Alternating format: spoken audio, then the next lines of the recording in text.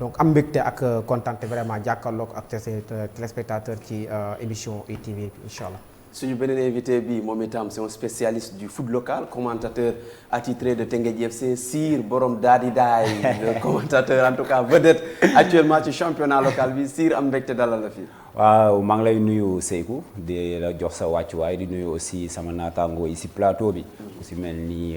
sama copain bi toog nii ak Soxna. maa ngi leen di nuyu aussi ñu ñuy safoo di ñu seetaan sur la ITV. et ceux qui nous écoutent sur la iRadio aussi. jërëjëf ici et ailleurs dañuy démarrer déjà par le Casa Sport champion du Sénégal pour la deuxième fois de son histoire après l'édition de 2012 Soxna lu ñuy retenir un beau champion. Bien sûr un beau champion parce que Casa Sport boo gisee ndorteelam il a débuté avec des matchs nuls enchaîné 3 matchs nuls. enchaîné encore 3 victoires ñëwaat nul jëmaat ci victoire yi kon loolu dalay wan ni rek mi ngi fexe pour glaner des points te c'est important si tu ne prends pas les 3 points rek tu peux avoir 1 point loolu dalay permettre bu fekkee ne gars yi ñi ngi gagné duñ la rawee lu bari te Casa Sport quoi qu'on puisse dire on a constaté que la constance également la relève parce que depuis 3 ans ñu ngi gis ni ñu ngi liggéey boo xam ne fexe nañu ba xale yi ñëwaat fexe nañu ba am li nga xam ne mooy reconstruction fexe nañu ba rek xale yi gëm seen bopp waaye fexe nañu ba accompagner leen def ci benn professionnalisme boo xam ne seeku day am solo lool nga am équipe bu ni mel waaye nga am ay accompagnant lu mel ni ay dirigeants loolee day may li nga xam ne ñi war a liggéey ku ci nekk xëy na fànn ba ngay liggéeyee mu nga am ci tuuti courage am ci doole te loolu lañ gis ci constance bi Casa Sport kon c'est un beau champion. Ouais, on va revenir ci yenn détails yi nga xam te ne mooy andi Casa ci titre champion bi laay bu ñu xoolee parcours bi maa ngi gis sànq ci foot local ñu ngi naan boo amee au moins lu ëpp 3 défaites mais ñu gis Casa ren 2 défaites dong la am. mais beneen affaire mooy ñëpp dañoo jàpp ni Casa c'est une vieille équipe. 3 défaites. 3 ah oui aujourd'hui voilà justement 3 défaites ci bu ñuy wax ci saison bi ñu wax ni Casa c'est une vieille équipe nit ñi bàyyiwuñu woon xel trop jeunes yi nga xam te ñoo nekkoon ce groupe dans ce groupe là. exactement donc comme ni ko Soxna waxee rek yaakaar naa ni on a benn champion bu baax la ñu am. parce que boo gisee Casa Sport fi mu jóge la. parce que Casa Sport yaakaar naa ni 3 ans yi ci kanam ci ginnaaw. gis nañu mi doon yor di ñëw ndànk-ndànk di ñëw ak benn groupe bi nga xam te ni essayé na ba maintenir groupe am ak renfort yi nga xam te ni am na ko. donc lii doon nañ ko xaar ci Casa Sport parce que boo koy fi mu jóge moo sori. parce que Casa mën na ni période bi nga xam te ni nit ñi dugg hivernal moom mi ngi woon di jouer. tournoi Mauritanie international Mauritanie mu jël ko ñu jóge foofu aussi mu nekk jël li nga moom mooy coupe du Sénégal contre ki nga moom mooy jàmbaar daal koy gagné daal di ñëwaat aussi am benn tournoi bi nga xam te médecins yi ñoo ko dóoroon ci côté Covid bi fële à Amadou Barry aussi mu jëlaat ko donc tombé juste championnat bi démarré donc mu enchaîné donc kooku boo xoolee day nekk en jambe moo gën a pare équipe bi man waxuma sax moo gën a équipe bi mais daf leen gën a pare par rapport ak yeneen équipe en tout cas champion bu baax lañu am ci Casa Sport am séntu woon nañ ko aussi boo xoolee phase aller bi 2 défaites la am phase de retour mu am benn défaite donc équipe la bi nga xam te vraiment constance bi soxna wax aussi dañ ko ci remarqué vraiment boo xoolee phase aller bi li mu am ci nombre de points ci mi saison bi moom la amaat boo xoolee pratiquement ci fin saison bi aussi donc mu nekk boo cumulé donc day nekk équipe boo xam te constance bi ñu gis ci Casa Sport vraiment. Ouais, Casa porté par 2 joueurs 3 même si c'est tout un groupe mais il y a 2 joueurs yoo xam ne ñoo gën a illustré en tout cas ci saison Casa bi c'est Lamine Diardiou le Sénégalo-Gambien parce que finalement puisqu'il est appelé à l'équipe locale du Sénégal mais il y a également kenn ci ñoom ki nga xam te ne gis nañ ko trop mooy Ndour Diémé voilà par rapport ak ses buts et tout on retient également le nom également de Ansou Diadiou le technicien mi nga xam te ne on connaît son processus bi nga xam ne son cursus autant pour moi laataa muy yegg aujourd'hui dans l'équipe A du Sénégal l'équipe A bu Casa Sport est-ce qu'aujourd'hui au regard de lu ñu gis mën nañ jàpp ne il faut que les équipes travaillent sur la constance et déjà la longévité des techniciens à la tête des équipes. waaye loolu moo si ëpp solo parce que boo xoolee un coach comme Ansou Diadiou il a eu à diriger les équipes jeunes du Casa Sport. dafa diriger Casa Sport bi ñu nekkee ay xale après Casa Sport nag ils ont fait un parcours exceptionnel cette saison parce que Casa Sport seen doole mooy ils ont parvenu à conserver l'ossature de l'équipe. parce que boo xoolee daaw seen défense bi kenn rek moo si jógee mooy Ousmane Diouf bi ñëw Teungueth. Ils ont réussi à conserver un très talentueux Mohamed Camara parce que tout part du collectif du Casa Sport quoi. Parce qu'il y a un joueur qu'on ne parle pas du Casa Sport et c'est Moutarou Ndiaye. Lui, c'est lui qui démarre toutes les actions du Casa Sport. Quand le Casa Sport est sur la phase offensive, c'est lui qui démarre les actions et on ne parle pas beaucoup de lui. Aussi, il y a Amadou Ben Koli, un latéral droit repositionné sur le côté gauche. Il y avait Hassan Ka qui le jouait, mais Amadou Ben Koli, il est blessé et Amadou Ben Koli est revenu. Gis nga ossature boobu la Casa Sport gardé léegi ñu ñëw si digg bi nga xool Aimé Junior étanté rek mu nekk foofu. nekk fa ak Abbas Badji métronome milieu terrain bi moom mooy permettre illuminer Aimé Junior étanté ngeen ba mu mën a def yu muy def passe yu muy passe Lamine Diadhiou ak Raymond Diémé Ndour boo xoolee Guédiawaye la jóge Guédiawaye dem Stade de Mbour jóge Stade de Mbour ñëw confirmé et il a fait ses classes avec l'équipe nationale U20 et c'est un très bon joueur collectif bi daal Ansou Diadhiou defar ba mu baax rek jël champion bi avec les tàccu et les applaudissements. Mais Ansou, avant d'abord ñu wax ci Ansou, on va parler d'un joueur, c'est Lamine Diardiou. Sûrement à partir de la Coupe du Sénégal bu ñu gagné daaw, coupe bi ñu joué li nga xamante ne mooy tournoi bi ñu gagné Mauritanie, et puis c'est arrivé le championnat ñu gis un jeune boo xamante ne vraiment on peut dire que c'est le meilleur joueur du Casa Sport, pour ne pas exagérer, non, c'est le meilleur joueur de la saison. Bon, il peut être le meilleur joueur de la saison parce qu'il a prouvé, il a montré ses talents, mais li kiy wax tamit sir dafa am solo, c'est le collectif qui a payé parce que tu peux avoir des individualités dans une équipe, mais si toutefois il y a pas de collectif, xëy na li nga war a wane dëgg doo ko mën a wane, même si tu es pétri de talent. Il est accompagné par des jeunes yoo xam ne ils sont ambitieux et enthousiastes également. Casa Sport faisait partie des équipes d'antan ñi nga xam ne dañu doon bokk ci 3 tableaux, à savoir di xëccoo championnat, di xëccoo coupe du Sénégal, di xëccoo coupe de la Ligue. Kon bu toogee bi ay années yoo xamante ne si ay années de méforme la mu demaat jël des jeunes reconstruire fexe ba amaat reconstruction loolu day firndeel ne rek ku mel ne Lamine Diardiou génn ci am talent wam am ñu ko encadré mu gën a wane li nga xam ne mooy talent wam day am solo mu jàpp ni am na lu bari loo xam ne man dama gis ni sax mi ngi ci moom te waneegu ko. Ouais, tout à fait. Lamine Diardiou, est-ce que amul loo xamante ne war na confirmer parce que là on parle de départ am na club yu nekk Afrique yu bëri yoo xamante ne ñu ngi ci kawam y a même quelques clubs yoo xamante ne ñoo nekk ay Turquie entre autres ñu ngi wax ci kii am mais est-ce que warul des confirmer ça va lui permettre une fois mu voyager mu mun a pare mu pare fii nii yëpp nga xam ne du am jafe-jafe dem ñëwaat bi parce que gis nañ ko mu bëri lool ci championnat bi. Bon man je trouve que ñu ngi naan est-ce que mën na nekk meilleur joueur mais pour man c'est le meilleur joueur du championnat actuellement nii parce que dafa ñëw confirmer que ni c'est un très bon footballeur. Bon Casa aussi nëbbatuñu dañ dem chercher les bons joueurs dem nañ gis ko nekk na benn jeune bi nga xam te ne nekk na fële c'était un Gambien ñu dem récupérer ko parce que xam na ne am na lu mu leen mën a indil. Boo xoolee daaw aussi moment bi mu nekkoon ci tempo bi mu nekkoon boo xoolee dafa ñëwaat gën a confirmer. Donc man tey su ma doon conseiller li nga xam moom mooy les dirigeants du Casa Sport parce que Casa moom mooy représenter le Sénégal ci li nga xam te moom mooy ci Coupe d'Afrique bii di ñëw. Donc na conserver ses meilleurs éléments y compris moom mi nga xam ne Lamine Diadhiou parce que mu nekk benn élément bu essentiel ci li nga xam moom mooy dispositif bu Ansou. En tout cas c'est un joueur bi nga xam te ne vraiment am nañu yaakaar ci moom pour li nga xam te moom mooy reste ci li nga xam moom mooy compétition yi que Casa Sport war a dérouler. En tout cas c'est un très bon footballeur pour moi c'est le meilleur joueur du championnat. Est-ce que Ansou Diadhiou Lamine Diardiou Ansou Diadhiou bon c'est Diédhiou peut-être mën nañ ko jàppee noonu parce que c'est tour Gambien bi la ñu yor et tout le meilleur entraîneur de la saison également. Oui, c'est le Jürgen Klopp du championnat Ansou. C'est le meilleur entraîneur cette saison parce que il a seulement eu 3 défaites. En termes de performance, il a été constant. Parce que la saison dernière, il avait remporté la Coupe du Sénégal avec le Casa Sport, avec un brillant parcours. La saison dernière, ils ont eu quelques flottements, notamment à domicile. Mais cette saison, le Casa Sport mais surtout problème bu ñu amoon avec les supporters. Avec les supporters, la césure de ces supporters qui avait causé quelques difficultés aux performances du club. Mais ren dañoo gis le Casa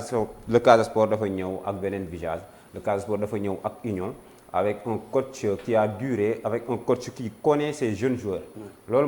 mooy importance bi quoi parce que Casa Sport léegi dafa nekk benn grenier football boo xamante day compétir sur tous les catégories. boo xoolee ñoo dem demi-finale U17 U20. C'est un long processus qui s'est matérialisé avec ce succès cette saison. Parlant de Lamine Diadhiou, on dit qu'il est le meilleur joueur de la saison. Si on prend les performances collectives comme les performances individuelles. Il a été 4 fois buteur avec 8 passes décisives cette saison.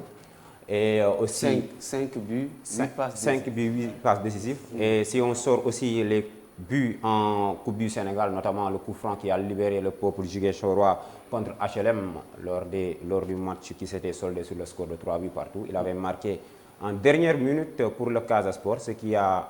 maintenu le Casa Sport en Coupe du Sénégal pour espérer le doublé. Pour moi, il est le meilleur joueur, sans conteste quoi. Parce qu'il est sans conteste le meilleur joueur. Et il sera difficile pour le Casa Sport de le retenir. Parce qu'apparemment, il doit faire un voyage dans les semaines à venir, après certainement la Coupe du Sénégal. Et c'est un joueur qui a confirmé. Il a déjà confirmé, parce que Lamine Diadhiou, je vous rappelle qu'il a été à la formation des Espagnols du côté de Mbour. Après, il y a quelques problèmes avec ce centre. Réalisation nu may naan wolof. Ce centre bi dafa tëj bi centre bi tëjee. Après mu dem Gambie. def fa nawetaan bi mu defee nawetaan foofu mu jël fa 2 fois meilleur joueur. après bi mu demee jël 2 fois meilleur joueur si la demee Elite Sport bu Gambie. quelque temps après si la ñëw Casa Sport recruté que mu def ngandi saison passée ren mu confirmé. et man li ma gëm mooy amatul lu muy prouver en fait amatul lu muy prouver fii. mën na dem chercher ailleurs parce que on sait tous les réalités du championnat. Ouais, challenge Casa bi moo nekk nan lay retenir ses meilleurs on sait tous que c'est le sérieux problème bu suñu championnat bi am. tout à fait mooy sérieux problème ci suñu championnat raison pour laquelle suñu ay dirigeants ñoo war a changer seen stratégie peut-être de management. li koy waral mooy kuy liggéey da nga ci bëgg dara. te xam nañ ni le niveau des salaires dafa baax trop. à part quelques exceptions yoo xam ne day am ci club yi. kon bu fekkee ne da nga am une équipe boo xam ne da nga ko construire jëlee ko ci suuf ba indi ko ci kaw. mu mën a am lu mel ne représentation ci wàllu Afrique. da ngay fexe nan nga leen retenir même sooy renforcer. li nga xam ne moom mooy groupe bi nga mën a jëndi leneen mën ko ci renforcer mais ci toutefois bu fekkee ne fa ngeen nekkoon nga bëgg a yam ba pare bëgg leen yóbbu Afrique xale yi tamit dañuy gis leneen. mooy fexe ba am ñoom itam li nga xam ne comme am na talent bi mi ngi fii mën a monnayer seen talent. ailleurs kon dirigeant ñoo war a changer seen mode de gestion par rapport ak li nga xam ne moo fi daal di am fexe ba yokku li nga xamante ne si mooy téye xale yi koppar gi. oui tout à fait koppar googu noonu ñëpp xam nañ ko amul ci championnat bi amul droit TV. Casa par exemple benn sponsor la am. c'est l'équipe qui dépense le plus ci championnat bi parce que seen déplacement c'est 13 déplacements 13 réceptions. Le président parlait de plus de 250 millions et là boo gagné tu as 20 millions plus peut-être xaalis bi nga xam te jot nañ ko du régler dara est-ce que jotul aussi ñu xoolaat ci ñu war a liggéeyee suñu championnat ba mun a téye suñu joueur parce que xaalis bi bokk na ci mais conditions d'abord yi ñu nekkee aussi. exactement comme li soxna wax rek yaakaar naa ne tey dina difficile trop pour Casa Sport maintenir ses meilleurs éléments parce que boo xoolee l'année dernière ki nga xam moo nekkoon le champion en titre tey mu nekk ci difficulté yoo xam naa dinañ ci dugg muy Tëngéej. boo xoolee cas bu mel ni la amoon ses meilleurs éléments dem nañ ku ci mel ni Ousmane Sakho. actuellement boo xoolee problème yi Tëngéej nekk yépp mën nañ ne tey ci ñi ko posé problème si la nekk parce que tamit doo gis sal jour bi nga koy fay fii benn salaire 250 000 day gis fa léegi ay dëkk yoo xam te ni si sous-région bi bu ñu ko proposé benn salaire 3 à 4 millions day dem. donc loolu mooy tax tey li nga wax rek il faut ñu gën a tamit sport ñu jàppale ko surtout rawatina nga xam mooy sponsor di ñëw ku ci mel ne bon dama tuddee sponsor am na ñoo xam te ni jàppale nañ Casa benn sponsor lañ am te yaakaar naa doyul tey Casa Sport public bi mu am vraiment yaakaar naa ne tey àdduna bi wala nga ne Afrique de l'Ouest moom moo ci am public bu mel bu constance bu mel noonu donc tey yaakaar nañ tey war nañ leen mën a soutenir pour ñu mën a téye joueurs yi parce que joueurs yi tey mënuñu leen téye di leen fay ay 250 000 ay 150 000 buñu gisee ay yenn proposition à l'étranger dañuy dem donc dina difficile trop ki nga xam moom mooy Casa Sport pour maintenir ay joueurs vu que ni Casa aussi boo xoolee chaque année bu daan nekk da daan jaay ay joueurs yu bari ku ci mel ne ay Tendeng joueurs yëpp bon dem nañ à l'étranger donc yaakaar naa ne ren aussi du mucc ci affaire bi il faut que ay joueurs am daal di dem parce que tamit c'est normal te marchand ak yi bon dañuy soxla loolu aussi pour am xaalis préparer saison déwén bi beneen club bi ñuy waxtaane justement mooy le champion sortant mooy Teungueth FC mu jeexale moom itam par une victoire 3-1 seen diggante ak Pikine 2 voilà par devant Pikine mu nekk un champion boo xamante ni gis nañ son parcours d'abord c'était presque la relégation à un moment donné moom lañ doon douter ñu dem ba frôler le pire ñu mujjee des ils ont terminé à la 7e place 6e tey qu'est-ce qu'on retient? On retient une équipe une déception wala benn goût d'inachevé final.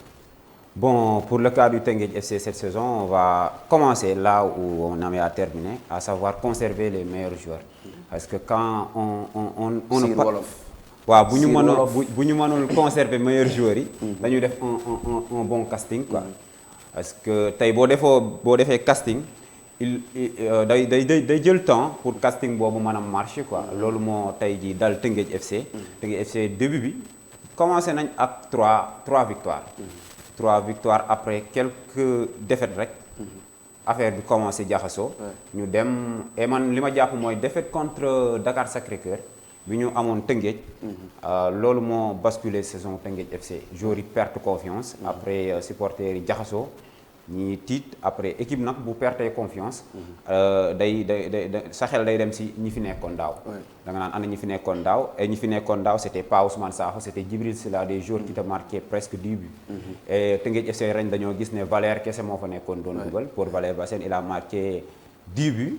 mais sur les statistiques on met 9 buts parce que benn but bi dañ koy jox contre son camp. mais moom kese moo doon dugal pratiquement à part moom Papi Boy parfois moo doon ñëw compléter. yenn match yi mu dox parfois après du dox. loolu daal moo tax Teungueth FC ren seen saison nekk en dents de scie tey day dox suba du dox mais malgré les difficultés ils ont eu un bon public bu baax la ñu am public bi ñëw jàpp si après pousse équipe bi parce que équipe bi bu ko public bi bàyyi woon à un moment donné on a frôlé le pire parce que boobu on doutait ndax dinañ maintien wala duñu maintien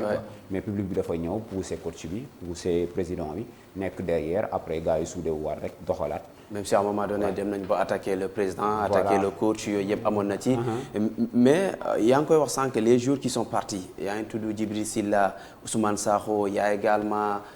pas Omar Fall. on n'a pas vu. il est blessé Djibril Baye Djibi moom itam yooyu yëpp gis ñu ko. c'est des joueurs yoo xamante ni tey tu peux pas les perdre nga def une saison incroyable comme c'était le cas bi génn. exact c'est pourquoi suñu équipe yi c'est que dañu war di am habitude di am doublure yoo xam ne ay du ñu nekk ay doublure yoo xam ne ay joueurs banc de touche la ñu doon mais ay titulaire la ñuy doon mais nga am équipe boo xam ne compact lay doon solide bu fekkee ne am nga absence comme la blessure de Baye Djibi Diop ku ne xam na ni milieu terrain bu Teungueth FC bokkoon na ci luy contribuer ci seen ay performances avec son absence da nga koy sentir ak ñi ngeen tudd comme Djibril Sylla le Gambien mais également Pape Sakho Ousmane Sakho moo tax day baax nga am poste bu nekk keneen koo xam ne dina am même su fekkee ne ki ngay titulariser nga jàpp ni moo gën a nekk en forme mais koo xam ni tey bu absenté dina ko mën a remplacer sinon da ngay retourner waat à zéro wala nga li nga yor rek ngay mën a construire te xëy na mayonnaise bi nga ci bëgg wala combinaison bi nga ci bëgg ak cohésion bi day am manquement quelque part.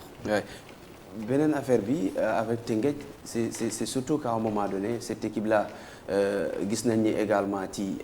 à la base la formation jël nañu ay ndaw bëri aale leen. défaut recrutement qui n'est pas trop compatible parce que yenn joueurs yi nga xam te ànd nañ ne gis nañ dugguñu ci projet bi ça aussi c'est un autre problème boo xam ne gis nañ ko dans le championnat national à chaque fois bu équipe jëlee championnat saison bi ci topp dafay am problème soit dafay am cacophonie par rapport au recrutement wala dafay am un problème boo xam ne par rapport au résultat sportif dem ba ça crée benn doute dans la tête des joueurs. donc mooy li ñu doon wax sànq day ñëwaat yaakaar naa li dal Teungueth aussi comme li ñu wax rek mooy que di ses meilleurs éléments ñoo dem. quoi qu'on puisse dire Ousmane Sakho Pape Ousmane Sakho nekkoon na quelqu'un boo xam te benn élément bu incontournable la ci dispositif tactique bu Youssou Dabo donc bu ko marqué rek automatiquement boo amul keneen ku ko combler comme li soxna di wax rek boo xam te ni ku mën a jouer comme rôle boobu day feeñ donc li ñu wax sànq rek mooy que ni tey ñu mënuñu leen tey il fallait que ñoom aussi ñuy bàyyi jouer ñuy dem donc pour man Teungueth aussi boo xoolee problème bi ñu njëkk am mooy début bi début championnat bi Teungueth amoon nañu yaakaar ci moom parce que ils ont une très bonne équipe quoi qu'on puisse am nañ une très bonne équipe donc dafa nekk équipe boo xam dafa nekk en reconstruction. Bon, très bon groupe des joueurs individuels. Voilà bon une très bonne équipe parce que Teungueth seetaan nañ leen jouer équipe bi ëpp ñu leen doole peut-être dañ leen bon après Teungueth bi ñu seetaan à un moment donné c'était même à peine quoi ñu mun a def 2-3 passes yu tegloo si exactement parce que il y avait pas de la régularité. non il y avait pas du jeu d'ailleurs sax pour ñu teg leen ñaari passes 3 passes yu baax. parce que boo xoolee seen problème mi ngi bi commencé depuis bi ñu dooree Guédiawaye fële à Guédiawaye 3 bi à 0 boobu lañ gëj a am li nga moom victoire ba phase retour yi ñëw donc ñu demaat ci trêve bi aussi ñu yaakaar ne aussi trêve bi dinañ ci defarwaat mais dañ ñëwaat gën a enchaîné waat nekk ci problème ci ay difficultés donc si mi ngi koy wax sànq ñu am benn comité supporter bi nga xam te ni dañ leen di topp fii ba Casa Sport dem ba fépp ñoom ñoo leen gën a galvaniser waat ñëw boo xoolee tey mën nañu championnat bi buñ ci yokkaatoon 5 à 6 wala 7 journées tey Teungueth FC tey mën naa ni position bi mu nekk dina xaw a pousse dina sonal équipe parce que ñu ngi doon ñëw ndànk-ndànk équipe bu manqué woon confiance la mais am nañ un très bon groupe bi nga xam te ni yaakaar naa ne ay ak très bons joueurs yi nga xam te ni Youssou Dabo mi ngi ko construire en tout cas manque confiance moo lañ jotoon ci milieu championnat bi mais gis nañ benn Teungueth bi nga xam te ni fin saison bi ñu ngi doon ñëw tey la preuve tey dem nañ à Pikine daal di koy gagné 3 buts à 2 donc lu n'importe qui mu mën a dugg biir Pikine gagné ko Teungueth def na ko yaakaar naa mën na ko def keneen donc équipe la bi nga xam te ni dafa nekk en reconstruction ak aussi boo xoolee recrutement bi aussi il faut ñu wax ci Teungueth FC parce que dañu jël bon dañ ne de gauche à droite ñëw jaxase donc loolu pour mu mayonnaise bi jàppaat day xaw a compliqué donc pour man problème de recrutement la justement loolu laa bëggoon kii Sir est-ce que recrutement Teungueth bi certes c'est de bons joueurs mais est-ce que compatible nañu ak le projet du club projet de jeu. Bon, est-ce que compatible nañ avec le projet avec le championnat d'abord parce que question bi foofu lay nekk quoi parce que quand da ngay dem nga jël un joueur dans la sous-région boo demee pour mu ñëw adapté wu fii day metti quoi parce que la première fois que Savané mooy numéro 8 Gambien bi premier match bi mu joué gars yi dañ ne xamul dara xam nga Teungueth moom léwu yi voilà dañ direct quoi premier match ñu ne xamul dara parce que toucher de balle yeeg yooyu adapté wul quoi après bu ma ko laajee mu ne fii dafa rythmé quoi championnat bi dafa laaj doole foog nga am muscle ak yooyu et il lui a fallu du temps dafa jël temps si moom pour mu adapté wu entraîner comme il se doit loolu nag mooy doon problème une adaptation par rapport au championnat parce que j'ai les joueurs guinéens xam nga Yorobo Bangoura Guinée la jógee. waaw début championnat wax na ma loolu nee na fii c'est rythme bi dafa élevé. kii Abdoulaye Kano Mali la jógee. Bakary Diatta Gambie la jógee Bernard Silva Gambie la jógee aussi ñooñu ñooy doon recrue de la sous-région yi quoi. léegi nag Guèye Ousmane. voilà pas Ousmane Guèye aussi parce que moom nekkoon na Stade de Mbour sax quand même miin na championnat mais ñeneen ñi miinuñu woon championnat bi quand même. léegi nag il a fallu du temps dafa jël temps avant ñuy miin championnat bi avant ñuy comprendre ne fii nii. dafa laaj doole dafa laaj vivacité quoi. léegi nag bi ñu comprendre loolu après si le Teungueth FC commencé ñëwaat ak Coupe du Sénégal ñu commencé dem di gagner affaire yi commencé dox enchaîné nañ ay 4 victoires dernièrement nii. après cassure am avec la Coupe du Sénégal AGEL gagné match nawle la woon loolu. bu ñu ko gagné woon sax da ngay gis beneen fin de saison quoi. mais malheureusement match boobu ni mu demee AGEL gagné ko parce que c'était Rufisque ñu félicité leen de passage. loolu daal moo tax parce que joueur moom boo ko jëlee beneen championnat balaa moo adapté wu rek day xaw a compliqué. c'est un problème d'adaptation par rapport au championnat. Ouais, tout à fait une autre équipe d'ailleurs c'est l'équipe promue de la saison Guédiawaye Football Club. Le promu aux grandes ambitions parce que ñoom titre lañ doon jouer ci saison bii nii finalement ils n'ont pas le titre mais ils terminent ci buntu voilà podium bi c'est une belle saison quand même pour un promu je trouve. bien sûr c'est une belle saison mais ñoom dañu ñëw nag euphorie peut-être xëy na loolu moo cassé benn instant seen ay ambition parce que dañoo ñëw dès l'entame rek ñu daal di fësal li nga xamante ni si moo doon seen ay ambition. moi je pense que c'est pas mal parce que nit tamit booy dem fenn da nga koy ñeme bëgg ko mais quelque part tamit dafay am jafe-jafe ci li nga xamante ni si mooy fexe ba am groupe bi nga xam ne moom nga soxla booy doog a ñëw da nga fa fekk ay ndaw yu fa nekkoon di nga recruter ñeneen pour ñu ñëw est-ce que liggéey nañ liggéey boo xamante ni si mën na am benn cohésion bi pour mën a am un groupe boo xamante ni solide bu mën a rek rivaliser avec les grands si def na ko à un moment mais moom itam constance la amul woon irrégularité dañ ko nemmeekoon baax ci seen équipe c'est am ay résultats yu mitigés tey ñu def li suba ñu def lee ma jàpp ni dañoo nekkoon en reconstruction peut-être l'année prochaine Sékou bu ñu dikkaatee xëy na gën a renforcer li nga xam ne amoon nañ ko ak ambition yu bees yi ñu am peut-être mën nañu am dara. également c'est beaucoup de recrues, une vingtaine de recrues avant saison bi ci bi ngeen demee ba ci trêve bi ngeen jëlewaat ay ñoom Assane Diatta yeneen joueurs finalement vraiment def nañu lépp pour jël championnat bi est-ce que loolu saa benn instant nekkul dafa teg pression équipe bi. exactement parce que boo xoolee équipe la bi nga xam te ni ñi ngi duggee hivernal ak 28 millions dem fële mooy Saly regroupé fa def benn regroupement bu intense pour am ambition donc yaakaar naa ne équipe du dem ak 30 millions de nga def hivernal am na lu ñu bëgg donc première journée bi ñu joué contre AS Pikine fële à Pikine le président Lat Diop di ko nuyu de passage boo xoolee moo def déclaration que ni dafa bëgg a dem Afrique l'année prochaine ak jël coupe ak doublé coupe championnat donc moom teel na woone li mu bëgg parce que dafa jàpp ne il a des moyens aussi ak loolu aussi ñu def de bons recrues parce que tamit def nañ ay recrutement yu baax mais dem nañ ba benn moment bi nga xam aussi Guédiawaye problème mooy gagner à domicile parce que gis nañ ne moom mooy équipe bi gën a baax à l'extérieur mën nañ sax bu doon match à l'extérieur moom mooy champion parce que tey boo xoolee match victoire bi c'est à l'extérieur benn défaite la fa am à l'extérieur li si yëpp victoire ak benn match nul je pense donc moo nekk la meilleure équipe à l'extérieur mais problème c'était à domicile boo xoolee défaite yi mu am yëpp ci championnat bi c'est à domicile entre Guédiawaye la Amadou Barry et Stade Ibrahima Boye fa la défaite tamit donc mën nañ tey bu amoon 4 victoires à domicile rek actuellement dina nekk deuxième wala mu nekk champion du Sénégal mais nag bon li ma kii sama si sa wax rek peut-être l'année prochaine aussi dinañ ci gën a liggéeyaat mais en tout cas am nañ un bon groupe bi nga xamante ni am na te aussi boo xoolee équipe bi nga moo nekkoon daaw champion ci Ligue 2 bi boo xoolee notamment dañuy libérer joueurs yëpp donc am nañ yeneen joueurs yoo xam dañu ñëwaat mais loolu tamit est-ce du erreur. waaw erreur la bon erreur la du erreur pour man parce que tamit boo gisee parce que niveau Ligue 1 ak Ligue 2 bokkul y a des joueurs yi nga xamante ni niveau Ligue 2 lañ nekk il faut nga raxasaat tuuti. sorewuñu parce que am na joueurs yu bari yoo xam ne football nañ Ligue 1 football nañ Ligue 2 exactement mais lay doon rek c'est vrai mais nag am na ñoo xam aussi di nga xam ne ñii niveau Ligue 2 lañ nekk pratiquement il faut nga ut ñoo xam te pour ñu renforcer leen donc loolu aussi boo xoolee moo gën a li handicapé Guédiawaye lépp ci la bokk boo xoolee équipe bi joué tey wala nga ne équipe bi joué ci semaine bi yëpp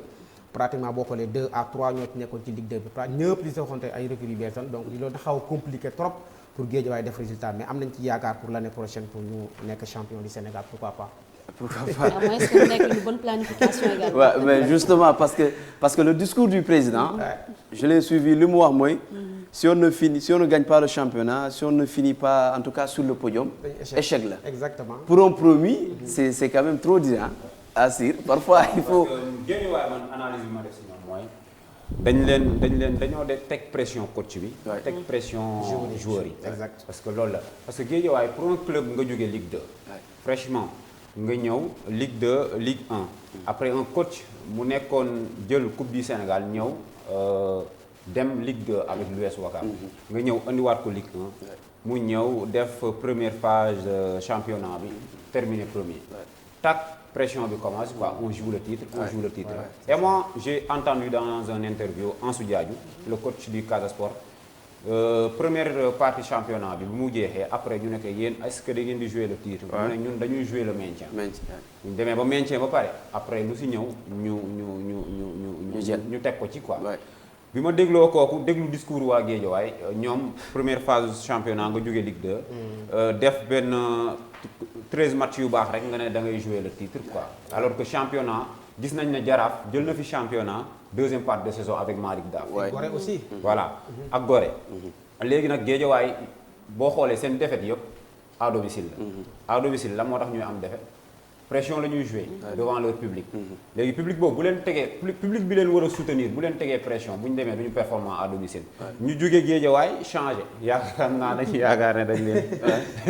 dañ leen xërëm foofu. non à un moment donné ñoom dañoo gëmoon ni bu ñu joué Amadou Barry du ñu mën a gagner aussi également. ñu dem Ibrahima Boye mais je pense que ni problème mystique la ñu wax mais pour man le problème est loin d'être mystique parce que. boo xoolee Guédiawaye fi muy entraîné ak fi muy joué bokkul. mais ñu mystique parce que club yëpp ay mystique ah. bon ñu mystique comme ñeneen ñi. boo xoolee Guédiawaye mi ngi préparé ses matchs stade Ibrahima Boye. di recevoir Amadou Barry.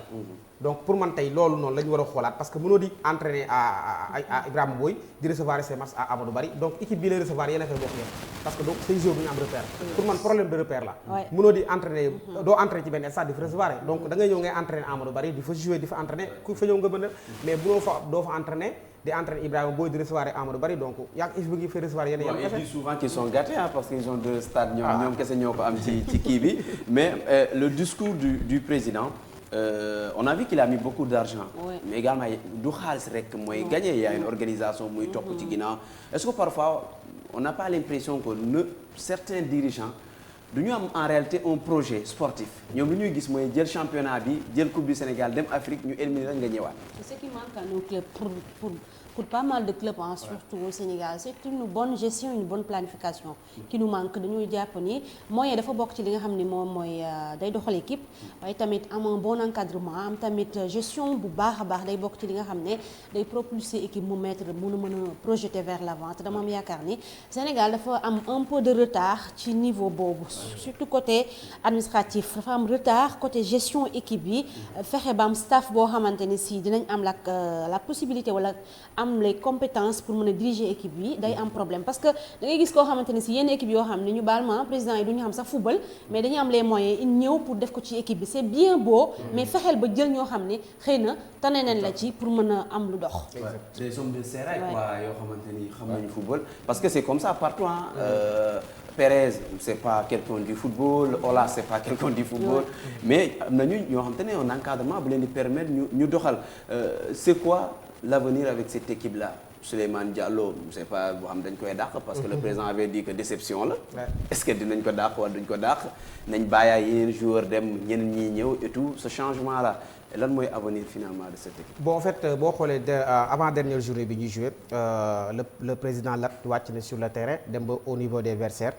bon renouveler na confiance am par rapport ak Souleymane Diallo donc discours bi mu tenir gis nañ ne discours la bi nga xamante ne nii jàpp nañ ne Souleymane Diallo day terminer li nga xam moom mooy liggéey bi mu ko entamé woon parce que jàpp na ni deful échec pour moom parce que nga classé nga nekk benn premier classé 5e ci championnat bi 4e di bousculer avec les grands pour man du résultat bu bon peut-être ambition bi nga xam moom la président bi amoon bokkul ak li nga xamante ni moom lañ teg parce que le président moom c'était clair championnat la bëgg wala mu nekk coupe en tout cas na def Afrique donc bu ñëwee ñu éliminer ko coupe du Sénégal championnat bi demoo donc moom pour moom jàpp na déception la mais au fond xam nañ ne les habitants de Guédiawaye ak li nga xam le président ak li nga xam moom mooy entraîneur ak les joueurs xam nañ ni c'est un très bon résultat bi nga xamante ni Guédiawaye am na ko vu que ni bon président bi jàpp na ne les moyens mooy gagner or que dafa des parce que du moyen kese il faut nga am benn staff bi nga xamante ni ñu xam football ñu fa nekk mën nga am say mooy comme ni nga ko wax rek mën nga am quelqu'un boo xamante c'est un politicien. Est-ce que loolu daa manqué Guédiawaye. Si manqué na Guédiawaye quoi qu'on puisse dire am nañ problème au niveau administratif am na parce que y a des gens yi nga xamante ne ñoo nga fa bon mën nañu du ma ne xamuñu football parce que yàgg nañ bëgg nañ mais bon dafa xaw a des quoi. Voilà organisation moom équipe bi wala ñoo am équipe bi rek. voilà moo yàq suñu équipe yi au niveau du exactement Sénégal. parce que dafa am benn noyau boo xam dañu téye mais bu fekkee am na ouverture ñenn ñi ñëw dugg ñuy dugg y a des gens yi xam nañ football ñi ngi à Guédiawaye miin nañ ko donc nañ am ouverture ñëpp ñëw dugg Guédiawaye dem ko parce que Guédiawaye ñëpp ko bokk mais am naa ci yaakaar ne l'année prochaine ak président Lat Diop ak moyens yi am vraiment ak yéene bi nga xam dina ko def ci équipe bi parce que tamit quoi qu'on puisse dire moyens yi muy def ci équipe bi man gisuma ci championnat Sénégal bi kenn koy def ci équipe bi vraiment mi ngi def ay gros moyens yi nga xam te def na ko mais peut-être encadrement technique bi moom moo des te yaakaar naa loolu l'année prochaine ci li mu njëkk a liggéey ci la bokk. J'espère que derrière il faut une bonne organisation ak Guédiawaye. Man je le dis souvent damay xaw a tiital équipe yi nga xamante ne voilà ku koy yor benn nit moo ko yor. On sait jamais quoi benn nit moo koy parce que gis nañ ko dal na fi yeneen équipe nit boobu bu fi nekkatul équipe bi suuf et ça c'est un danger le Jaraaf comme ni nga leen di waxee l'ancien le Jaraaf moom deuxième la jamono ji il croise les doigts di xaar Casa Sport gagné li nga xamante ne mooy Coupe du Sénégal pour ñu dem Afrique comme c'était le cas saison dernière noonu la ñu demee woon Afrique on retient quoi finalement de leur saison. mais léegi ki muy joué ak Coupe du Sénégal nag. bu fekkee Casa moo mais dem je pense doublé que ki muy finaliste bi nag. voilà kii dem finaliste Coupe d'Afrique bi. kii finaliste Coupe de la Coupe du Sénégal. le perdant bu mooy dem. parce que daaw y avait un problème de timing. temps lañ amul woon moo tax il fallait terminer wuñu Coupe du Sénégal. mais c'est le même problème qui est en train de se répéter. parce que en 2014 mais ça ils l'ont pas défini. non en 2014 c'était pareil parce que AS Pikine dafa doublé woon tout championnat. bi mu jëlee championnat bi moom dafa dem jouer ji li nga mooy Coupe d'Afrique. bàyyi ki nga xam ne moom moo nekk le vaincu finaliste bi muy HLM non je pense RS Yoff je ne sais pas. Yégo non RS Yoff non kii HLM. HLM moom HLM 2012 la jëloon coupe du Sénégal je pense bien. waaye je pense en tout cas année boobu noonu. AS Pikine ki nga moom la dóoroon li nga moom final Olympique Sénégal Olympique de Ngor moom moo demoon Olympique de Ngor moom moo demoon ak des Yannick Gomis. mais problème de timing boobu dafa nar ñëwaat parce que le 19 bii nii le 19 juin la ñu war a joxe kii participer coupe CAF ak kii participer te coupe du Sénégal bi dañ doon wax ne avant le 19 dafa waroon jeex. le 26 c'est le dimanche 26 on joue les demi-finales le 15 juin. la finale c'est le 26 on l'a prévu bu amul changement au stade de Me Abdoulaye Wade. exactement. donc du coup on est en retard aussi. Ouais. Et au cas échéant lii amoon daaw rek mooy nar a amaat boo moytuwul Jaraaf mooy demaat coupe CAF pour représenter Sénégal comme l'année dernière. mais Jaraaf gis nañu le meilleur buteur en tout cas co-meilleur buteur mi ngi ci ñëw mooy Bouli Junior Sambou on a vu des révélations comme Ousseynou Touré Moussa Ndiaye d'autres joueurs yi nga xam te ne révélé wu nañu bon Melo c'est un peu la confirmation blessure moo ko barré saison daaw bi mais attention c'est une jeune équipe également. Oui c'est une jeune équipe une bonne équipe mais Jaraaf man boo xoolee li leen perteloo championnat bi à mon analyse mooy seen pelouse Iba Mar. waaw forcé nañ fa trop. voilà Iba Mar ils ont perdu beaucoup de points là-bas parce que foofu bu ngay ñëw dégager mbëkkante doo xam équipe bi mën football doo xam équipe bi mën. parce que ku ñëw taxaw dégager parce que Iba Mar boo dóoree bal bi tëb jaar ne certes public bi ñëwaat nañ certes engouement bi moo ngi fii mais je trouve que Jaraaf tey jii bu ñu amoon pelouse bu baax Iba Mar ak qualité joueur yi ñu yor de la trempe de ay ñoom Moussa Ndiaye Albert Lamane Diène Pape Mandialbert Mboup mooy seen Messi bi Ousseynou Touré am nañ aussi ay joueurs yoo xamante ne Diamé le latéral gauche am nañ ay joueurs yoo xamante ne ay un tueur en série mooy Bouli Junior Sambou bu nekkoon Tëngéej FC AG Fatick la dem def ay classe am dem Tëngéej FC jóge Tëngéej FC ñëw Jaraaf confirmé quoi avec 13 buts te àggalewul championnat bi quoi boo xoolee Jaraaf man analyse boobu laa si def bu ñu amoon pelouse bu meilleur à domicile parce que championnat moom victoire à domicile moo koy gagné et Jaraaf yenn points yu ñu perte à domicile loolu mooy waral ñu perte championnat parce que boo xoolee Casa Sport 47 points la am Jaraaf 45 2 points de différence tey jii boo amoon pelouse bu baax foofu si Iba Mar di nga mën a compétir ba mën a jël championnat. Mais là le problème de stabilité aussi pourrait se poser ci Jaraaf parce que là on annonce le départ de Cheikh Gueye ñu ngi annoncé Youssouf Dabo foofu après le départ de Malick Daf Moussa ñëw na Moussa Diatta dem na indi nañ Cheikh Gueye bu demee ñu indi keneen ak keneen sans stabilité également est-ce qu'on peut gagner. exact et Jaraaf nag day am rupture brusque seen équipe yi sax ci que Jaraaf a de très bons joueurs xale yi mën football ñoo fa nekk mais dafa am rupture boo xamante ni si tamit Cheikh yi dafa ñëw moom itam indi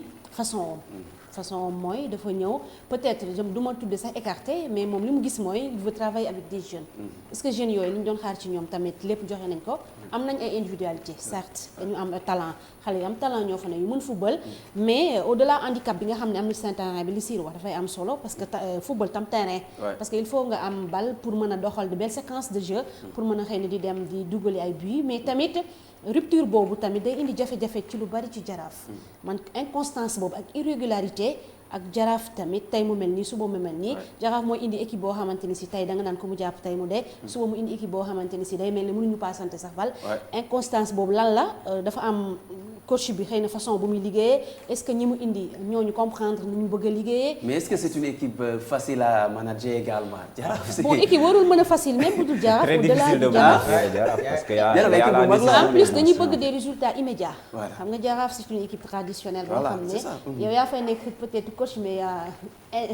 des milliers de coach dañuy bëri ku nekk bëgg a classer sa jour ñu bëri ay ñoo xamante ni si ay dirigeants la ku ci nekk tamit à son mot à dire yow déjà. pression bi ngeen doon wax ci géej waaye sax amoo leen ci Jaraaf la ëppee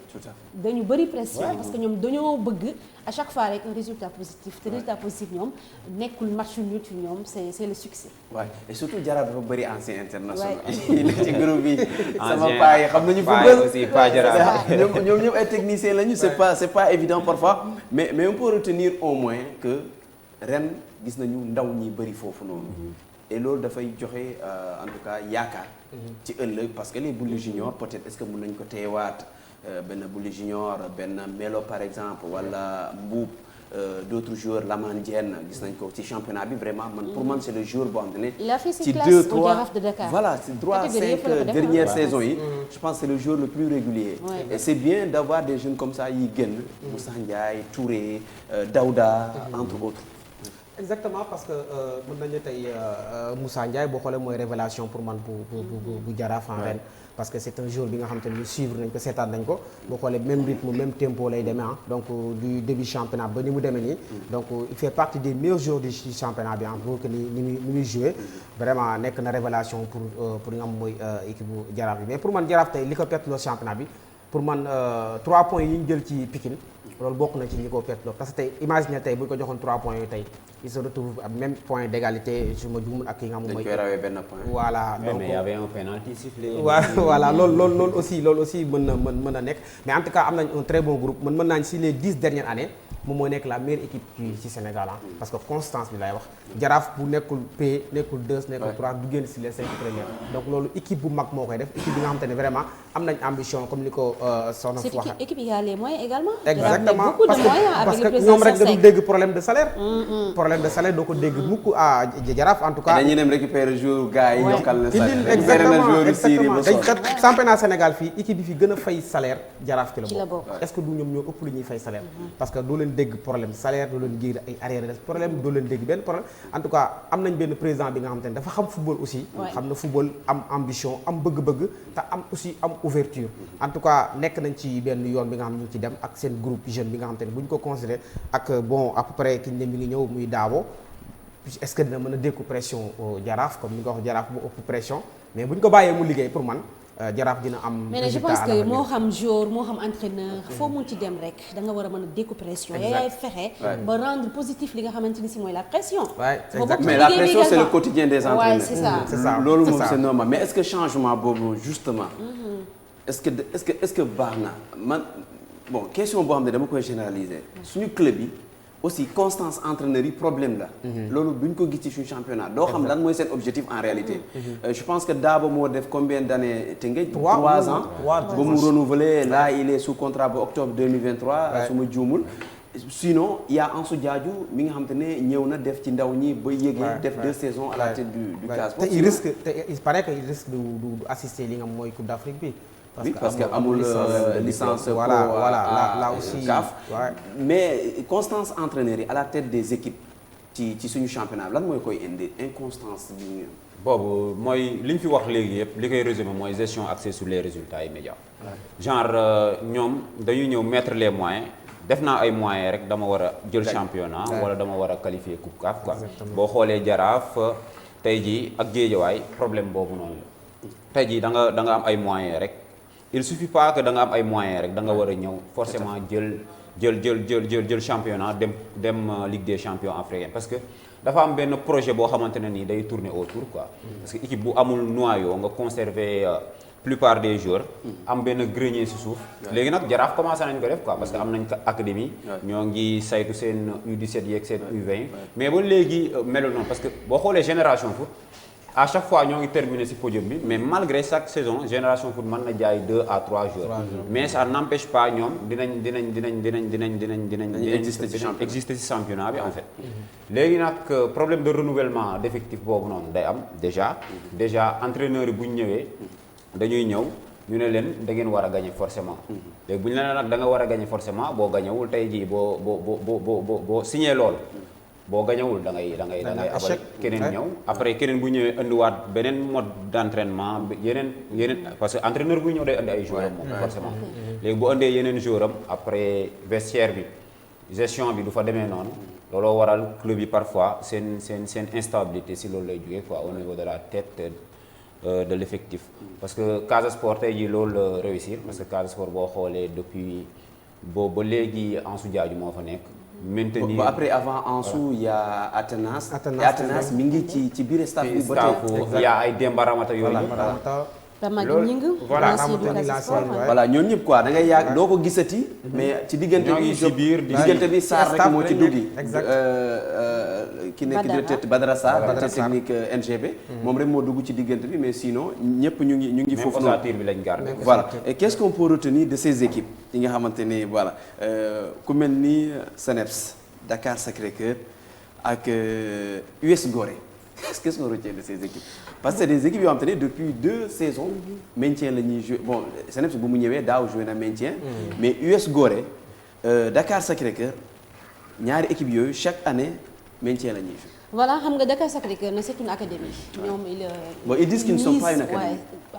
Ouais, le président nee na surtout mais ñoom il mise surtout sur la formation. ñoom moo leen gën a ëppal solo en tout cas boo leen di dégg ñuy wax ak seen façon de management da ngay xam ne formation bi moo leen ëppal solo. loolu tam CNEPS ci la nekk. CNEPS ci la nekk tamit parce que CNEPS a des partenaires yoo xamante ni c'est partenaires européens ci la nekk di liggéey c'est l'US Gorée qui me pose problème parce que chaque année moom tam day flotter avec la relégation qu'est-ce qui se passe US Gorée tamit inconstance entraîneur dafay faral di am lu bari départ parfois 2 jours tam dafay am lu bari pourquoi on travaille pas sur la durée pourquoi mënuñu teg projet pour xam ni c'est un projet boo xam ne mën na nekk à long terme nga définir li nga xam ne moom nga ci bëgg à X années mais chaque année nga bëgg a changer loolu tam day indi jafe-jafe. mais US Gorée c'est l'équipe qui change le plus d'entraîneur. Chaque année ak entraîneur bees. Chaque année là ils ont pris Moussa Diatta ci biir saison bi. Moussa Diatta qui était au Jaraaf parce qu'au départ moom c'était un préparateur physique à Guédiawaye. laata muy dem Jaraaf nekk également préparateur physique. léegi mooy yor kii ñoom itam. c'est un problème Gorée chaque année. ci dernière journée bi la ñuy sauvé wu. exactement bi avant dernière journée la ñuy sauvé wu et c'est fini. exactement comme l'année dernière boo xoolee bi ñuy éliminé bi ñuy dóor ci stade de Mbour. je pense que ci la ñu sauvé. boo xoolee ren aussi sauvé nañ à la dernière minute donc équipe la bi nga xam te ne aussi bu deful attention. li dara yeneen équipe bi nga xam te ne ci ñëw après loolu moo leen di dal. parce que mënoo chaque année ngay rëcc parce que problème bi pour man problème de gestion lañu am ñoom aussi. parce que mën na wàcc de mën na wàcc yéegaat. waaw mën na wàcc yéegaat parce que équipe la bi nga xamante ne si li dal yeneen équipe moo leen dal rek parce que kenn moo fa nekk boo xamante ne nii. mais sauf que wàcc gi léegi dafa soppeeku de. waaw si suufa métti ci suufa métti mais en tout cas Gorée la bi nga xamante ne wax dëgg fa yàlla gis naa ni au fil du temps ñi ngi wàcc di gën a dem ci suuf parce que Gorée au temps bi nga xamante ne bu Gorée Jaraaf doon daje. da ngay yàq dem stade mais léegi Gorée kenn sawarul seetaan ko parce que aussi da ngay gisee ñi nga xam ne joueurs yi amuñu niveau problème de niveau la amuñu vraiment amuñu niveau bi dafa des ak aussi auto organisation boo xoolee si académicien pour man académie amatu fi ay centre de formation amatu fi parce que boo demee ngay recruter joueur Guédiawaye indi à Jàmbaar jël benn jour pour man académie amatu formation parce que léegi équipe de football la parce que Jàmbaar boo xoolee li ñu yàq seen équipe mooy dañuy dem di recruter ci biti indi dugal ci biir amatul formation GF loolu lay def boo xoolee Dakar Sacré loolu lay def donc problème boobu la ñu am amatuñ problème temps formation indi yéeg pour mu pousser ci kaw donc problème bi ñu am daal ñoom seen problème interne la mais en tout cas nekk na équipe bi nga xam te ne vraiment ay dents de scie ji fonctionner chaque année. obsession du résultat immédiat moom la ñu xam mooy li Sir di wax sànq Ndiambour et Mbour PC relégué Ndiambour également moom itam yàggoon na ci voilà ci diggante bi Mbour PC moom itam wàcc na gis nañ sa saison bi ñu génn d'abord waxoon nañu problème infrastructure bi mooy stade de Caroline Faye bi nga xam ne tëjoon nañ ko. exactement mais Mbour PC également un projet bon bi ma xamante ne man maîtriser wu ma ko peut-être Sir yow xam nga ci dara le projet de Mbour PC avec les Italiens est-ce que ça a porté ses fruits pour le moment. bon côté formation Mbour Petite Côte ils ont la meilleure catégorie U20 du Sénégal actuellement. parce que am nañ benn tournoi bu ñu doon woyal côté PSG Académie. côté ñoom ñoo jël championnat boobu. exactement et man j'ai eu l'occasion de les regarder jouer. parce que boo xoolee am na ay joueurs comme Djibi Sarr benn gaucher bu fa nekk ren ji yéegal nañ ko ba takkal ko capitaine bi sax ci dernier journée yi.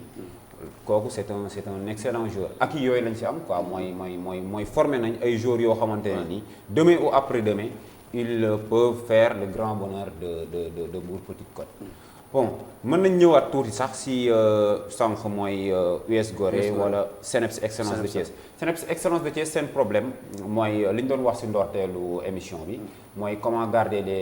les meilleurs joueurs. parce que CNEPS boo xoolee dañoo am seen meilleur joueur mooy Samuel Sarko. l'un des meilleurs footballeurs du championnat le petit Ghanéen. mu ñëw def ay ngandi première partie saison ñu jël ko yóbbu ko France. bu dem France tourné ñëwaat. dernier match contre match Tëngéej bi la ñëw nga xool tey jii mu rehaussewaat niveau équipe bi. ñu commencé gañewaat quoi. boo xoolee aussi ay équipe yu mel ni Mbour Petite Côte tey jii ñoom dañ doon jouer mais tey Mbour Petite Côte doo comprendre quoi tey dañuy indi lii suba ñu indilee. mais tey jii bu ñu tegee seen joueurs yi nga xamante ne moom lañ formé foofu xale yu ndaw yi di jouer da ngay xam ne ñii nii ils ont un projet de jeu quoi mais leur difficulté était de marquer un but mais Mbour Petite Côte moom ku mu mës a jouer Ablaye Fati du moins seen numéro 10 bi sonal na la mais seen défense bi moom jaar jàll la woon quoi dañ doon encaissé te duñu dugal loolu moo waral seen relégation boo xoolee ay dugaluñu bii yu bëri quoi et ils ont marqué 17 points cette saison et ça a été pathétique pour 18 ils ont 18 points. Ouais, Ndiambour a fait la première partie de saison avec benn victoire. ñu door a ñëwaat là l'équipe est reléguée, sa gestion aussi on peut en parler parce que y a un politique à la tête de l'équipe. Bon man mosuma koo dégg muy wax ci équipe bi jamais eu en tout cas benn interview peut-être soxna am na ko. La gestion de cette équipe également je pense que c'est à revoir parce que c'est bien que politique ak football au Sénégal mënoo leen séparer. Parce que politique yi ñoo yor xaalis. Exactement. Mais la gestion également pour un club comme ça parce que le talent y est Ndiambour da ngay seetaan ñuy football voilà nga xam ne ñii am nañu talent. mais y a un problème chaque année Ndiambour day changer presque 22 jours yëpp. dañuy dem ñu changer surtout c'est ça. c'est un problème de gestion Ndiambour tu peux avoir les moyens mais bu fekkee ne moyens yi ni ñu koy dugalee wala ni muy duggee wala fi muy jëm ni ñu koy defee baaxul tam chaque fois ci problème boobu ngay ñëw problème bi gën a manque organisation je le dis je suis désolée moi je suis Ndiambour je suis de Louga mooy di Ndiambour. kon waxal ci seen problème. non c'est je suis de Louga désolée équipe bu gën a ñàkk organisation bi ma gis man ci championnat local bi. Ndiambour de Louga ci la bokk. parce que li ma doon wax sànq benn groupe mooy nekk fii groupe bi mën na fa nekk amal njëriñ équipe bi mais bu fekkee ne man gis naa Ablaye wala Sir mu amal mën a indi benn apport ci biir équipe bi da nga koy woo mu amal njëriñ équipe bi surtout bu fekkee ne nit bi doomu dëkk bi la même bu dul doomu dëkk bi bu fekkee ne mën na am un apport boo xamante ni si dina amal njëriñ équipe bi da nga koy woo problème de gestion ak planification ak organisation man je pense que mooy li nga xam ne même s'il y a les moyens moo nekk Ndiambour te j'espère que bu ñu ko dindiwul kii moo fi nekk kii lañ xamanteel kii mooy suñu xarit mooy bokk kii du bokk xeexoo bi interne bi dafa bëri au niveau du Ndiambour gëm naa ni du gaaw a sotti en tout cas équipe yi ko doon dund yëpp gis nañ fan la ñu mais tamit question bi ñu mën a laaj foofu noonu mooy est-ce que président club yooyu tal nañ seen club yi quoi parce que ay équipe comme Ndiambour comme US Gorée est-ce que seeni président c'est le maire moo nekk président club bi waaye US Gorée sax du bokk ak Ndiambour parce que US Gorée seen président mi ngi ci club mi ngi ci football bi quoi qu'on puisse dire moom war na mën a xam ñan la war a jël teg leen fa mais Ndiambour c'est tout à fait le contraire moom dafa waroon nekk un atout parce que am nañ ko am peut-être moyen di ko ci def kon boo ko ciy def un atout la waroon a doon ñu fexe ba ñoom bu fekkee mënuñu ñu bàyyi jox ñi mën ñu doxal exactement tax boo xoolee seen président bi il paraît que championnat bi jeex na est-ce que amul benn match bu mu assisté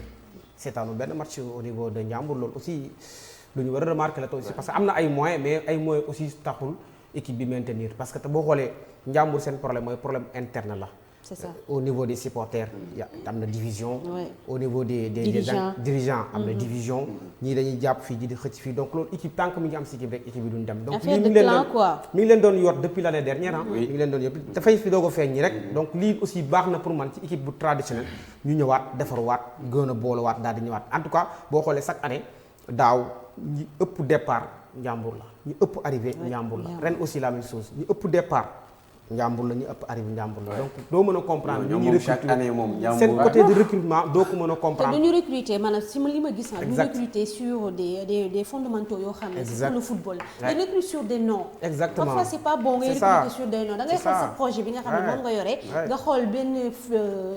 profil joueur yi nga soxla wala entraîneur pour mën leen a recruter mu amal la njëriñ bah mooy problème bi ngay wax ñi fa nekk peut-être xamuñu ci yan base la ñu recruter Sir ak Abdoulaye da ngeen may jox ak soxna en Ligue 1 parce que dañuy jàll Ligue 2 joueurs yi leen gën a marqué peut-être poste bu ne s'il te plaît Sir bu ma jox ay joueurs te nga def si rek. nee na nga ma ne les joueurs ngeen mooy jaraaf rek nee nañ man. non jël leen rek nag ku nekk jël. man yow boo jëlee jaraaf da ngaa objectif parce que Ndiambour nga war a jël normalement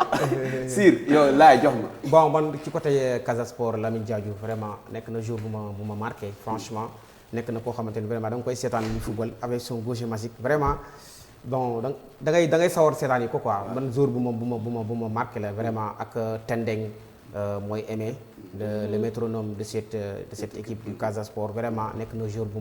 ma marqué ci côté Teungueth FC bon du ma ni sax jour la boo xamante ni ku bees la parce que ki nga xam mooy seen attaquant bi Paul Valéry donc nekk na jour bu vraiment aussi bu ma marqué ci championnat bi ak Bouli Gion vraiment ñoom trois ñooñu vraiment les meilleurs ak le Ghanéen bi nekk Seneps excellence Samuel man bu fekkante ni lu voyagé wul woon actuellement nii il ferait partie des meilleurs joueurs ci championnat bi bon voyage bi mu dem dikk entre temps bi. maillot bi day rëy ci moom quoi. voilà c'est ça aussi.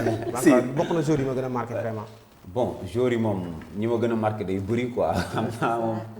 su ma ko doon wax fii parce que man pratiquement seetaan naa équipe yëpp cette saison. am naa chance seetaan équipe yi joué championnat yëpp. 14 équipes yëpp seetaan naa leen.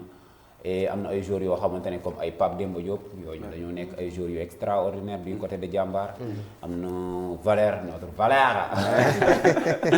Paul Valère Bassène qui a fait une saison exceptionnelle. Il y a Amadou Ndiaye le latéral gauche de l'AS Pikine qui a été remarquable lui aussi. Il y a Mamor Sall à la récupération du côté de Pikine. Aussi, il y a Albert Lamane Diène et Boul Junior Sambou de Jaraaf. Il y a Samuel Sarpon du côté et Sidibé. Mais il n'a pas trop joué. Cette saison, bon. dañ doon valser entre moom ak Bamboura. Mais bu ñu àndaan am problème moom mooy dugal di jënti ko ak. Soxna. Il y a un jeune qui est au Jaraaf de Dakar, je pense qu'il s'appelle Daouda Diouf. Il m'a marqué, Daouda. Il y a également un numéro 19 de Guédiawaye, j'ai oublié son nom. Yaya Camara. Il y a également Fallou Fall du côté de Guédiawaye, lui, ça m'a marqué. Ngagne Fall. Également Pape Demba Diop. Il y a Assane Diatta aussi qui est en train de faire Assane Diatta. Bonne fin de saison. Amadou Ndiaye de Pikine, mais également sans oublier Albert et Boulignom. Il y a un jour aussi, bon gardien là, le gardien de Pikine. Landing, oui, de Pikine. Le gardien de Pikine. C'est un très bon gardien de la saison. Bon, d'accord. On va passer en Ligue 2. Ligue 2, Sonacos et Stade de Mbour, ñoom ñaari ñoo yéeg. Sonacos qui retrouve l'élite après la saison 2018-2019. Les Huiliers, on a vu que li leen gënoon a sonal. Ils ont fait 2 saisons yoo xam ne ils jouaient à l'extérieur. C'était tellement loin quoi, parce que jógee Diourbel ba Kaolack. Mais cette équipe qui retrouve la Ligue 1 dafay andi benn équilibre ci représentativité par des zones ci suñu football élite. Oui, malheureusement, avec la relégation de Ndiambour, je voulais bien que les équipes de région participent au championnat national. Parce que quand on parle de championnat national, dafay baax région yëpp di gis seen bopp. Mais avec le retour quand même de la Sonacos, qui fait partie des équipes quand même qui jouent les grands rôles au niveau du championnat local du Sénégal. Kon dafay baax ñoom ñu xam ne foofooy seen place ñoom itam ñu bañ di relâché wu à un moment di dem di dikkaat ñoom itam dem dikk bi tam mi ngi bëgg a bari ci ñoom. Moi je pense que c'est l'occasion pour eux tamit de garder leur meilleurs joueurs et de se renforcer pour pouvoir ñoom itam mën a liggéey ci li nga xam ne moom mooy durée. Moi je pense que bu fekkee ne da ngay doog a ñëw une saison wàcc nga yéegaat dafa am benn gis-gis boo xamante ne si da nga ko war a teg mais na nekk une vision loin boo xamante ne si au fur et à mesure ngay dem championnat bi di nga gën a mën a di rectifier bu ko defee boo ñëwaatee beneen année ba da ngay bokk ci ñi nga xam ne da ngay xëccoo li nga xam ne moom mooy titre bi. Tout à fait déjà defaral sa taxawaay. boo ñëwee bañ a wàcc je pense que beaucoup de clubs yi nga xamante ne gis nañu ñu gagné championnat et surtout Teungueth quand on se rappelle Teungueth fu mu jógee. jaa patience bu mu am ba yegg fu mu yegg. ça aussi il faut qu'on salue un peu le travail de Teungueth. je pense que ces dernières années may na fi club yu bari fit aussi. par rapport à son parcours. La Sonacos finalement ci saison bi on retient juste la constance également. waaye di leen féliciter di féliciter leur capitaine Malick Fall vraiment nekk benn joueur bi nga xam te ne yaakaar naa ne aussi joué na rôle bu am importance ci montée bi parce que l'année dernière aussi ñu ngi woon ci tànk montée. Tout à fait. mais ren la ko yàlla dogal aussi ñu am un très bon groupe ak seen attaquant bi Niafi Xoma te mu nekk ci sélection équipe nationale locale bi. il marque beaucoup de buts vraiment am nañ une très bonne équipe donc comme li Soxna wax rek équipe région il faut ñu ñëw ku nekk gis sa bopp. mais yaakaar naa ne parcours bi ñu def aussi benn parcours bu honorable la. te yaakaar naa ne mérité nañ ñëw li nga xam te moom mooy ci élite bi te soxlawu nañu fi donc nag mais d'une part bu ñu yéegee aussi war nañu remercier le président Saër Seck parce que c'est moom moo déployé les moyens defar leen seen stade indi benn pelouse may leen ko defaral stade bi donc moom benn partie aussi joué na ci monté li nga moom mooy ki nga mooy Sonacos parce que boo xoolee lan leneen ñu ngi doon jugee Diourbel di dem Kaolack di recevoir parce que maa ngi dégg lan daaw sax seen président loolu doon wax ñu ne ñoom bu ñu amee terrain bu baax rek dañuy yéeg donc kon loolu li mu def nii daf ko confirmer donc d'une partie war nañu remercier le président Saër Seck di ko nuyu de passage vraiment parce que moo tax également que Mbour yi recevoir à domicile on se souvient le derby mbourois c'était joué à Kaolack. À Kaolack parfois je crois à 45 kilomètres yooyu en Ligue 2 balaa ñuy ñëw ci équipe yi nga ne dañoo wàcc nekk ci jafe-jafe ku mel ni NGB finalement wàcc na gis nañu Uzo mi ngi bëgg yàgg foofu moom itam def na fa 2 saisons mine de rien gars yi peut-être ñooy fàtte Uzo quand même ñëw ci première division bi mais Sonacos une belle équipe parce que moi je vois le niveau de Sonacos. Je me dis que c'est une équipe qui peut jouer en Ligue 1, même s'il faut se renforcer dans quelques secteurs. Ouais, parce que ñoom ren Ligue 2 ñoo gënoon constant. Ouais. si Ligue 2 bi. Parce que depuis le début de la saison ñoom ñoo nekkoon di xëccoo la tête du classement avec Walidane Walidane dafa ñëw def ay début yu exceptionnel. mais Walidane bi ñu demee ba si cëppaandaw ga dafa am ay moment de manque d'expérience. ñu manqué expérience su gérer équipe bu war a dem Ligue 1. parce que am na foofu la leen Stade de Mbour rawee quoi. parce que Stade de Mbour xam nañ Ligue 1. xam nañ aussi ne pour nga dem Ligue 2 am na match yoo xamante ne dafay capital pour nga gagner ko. léegi Stade de Mbour public bi ñëwaat Mbour. dooleel équipe bi. ñu delluwaat Ligue 2 là où Walidane a manqué d'expérience. mais Sonacos moom champion de la Ligue 2 haut la main la def. ñoom moom dañoo constant depuis le début de la saison. cette saison et avec beaucoup plus d'organisation avec un bon projet. maanaam nga xam ne am nga projet yow da nga am ay joueurs yoo xamante ne nii da nga leen yaakaar da nga leen di téye maintenir leen ci équipe bi après. du ñàkk nag di nga def ay recrutement pour renforcer le secteur défensif wala offensif. mais nga garder l'ossature de cette équipe parce que équipe bi ñu yor nii mën na concurrencer ak équipe Ligue 1 yi. il y a le Stade de Mbour également soxna mi nga xam te ñëwaat na ginnaaw bi ñu leen wàccee saison daaw bi équipe bi ñëwaat bon ça va remplacer un peu Mbour PC au moins ñu am benn équipe traditionnelle bi nekk ba tey ci élite bi. mais cette équipe s'est donné les moyens également parce que bi nga xam te ne Serigne Saliou dem na. Il y a une nouvelle équipe bi nga xamante ne moo ñëw ci bopp équipe bi ñu dem recruter encore des joueurs yoo xamante ne tey war nañu mën a yëgal équipe bi maintenir que mais ci par rapport ak histoire équipe boobu noonu ce serait bien.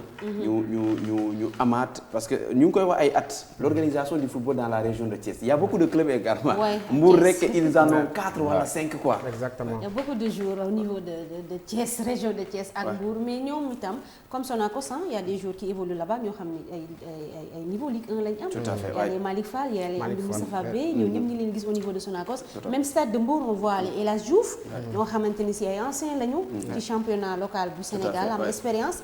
je pense que loolu boo indee ay des joueurs yoo xamante ni si ils sont anciens am nañ expérience bi nga boole ko de jeunes joueurs li ci am solo rek mooy gëm-gëm ba pare nga mettre les moyens bu ko defee rek gëm naa ni doo yàgg fi nga xamante ni si mooy jafe-jafe yi parce que équipe yi les équipes se tiennent de très près. niveau yi dañu xaw a tolloo rawantewuñ lu baree bari te joueurs yi. xamante nañ ki si toutefois y a une bonne organisation rek moi je pense que ni xëy na benn jafe-jafe doo ko am trop. exactement. Demba Diop ñu ngi koy gis moom mi itam parce que c'est une belle équipe. boo xamante ne gis nañ ko saison daaw bi jegewoon nañ trop li nga xamante ne mooy montée bi Walidane c'est une équipe à féliciter. parce que ñoom itam dañoo yëg. ñëw bëgg a yéegaat encore première division mais ça va leur servir d'apprentissage parce que équipe yi nii dañuy soxla di jàng. Ligue 1 am na noo fay yéegee sa wàcc bi dafay métti da ngay wàcc ba ci suufa suuf. voilà on va parler de benn équipe boo xamante ne wàcc na. wàccaat encore c'est NGB ñaari tali. donc on va me parler du terrain Demba Diop bi ñu tëj mais est-ce que la qualité y était aussi bu ñu xoolee NGB nu mu doon jouer si. waaw NGB boo xoolee daaw li leen dal aussi boo xoolee moo leen dawaat ren parce que équipe la bi nga xamante ni daaw boo xoolee niveau bi dafa desoon par rapport ak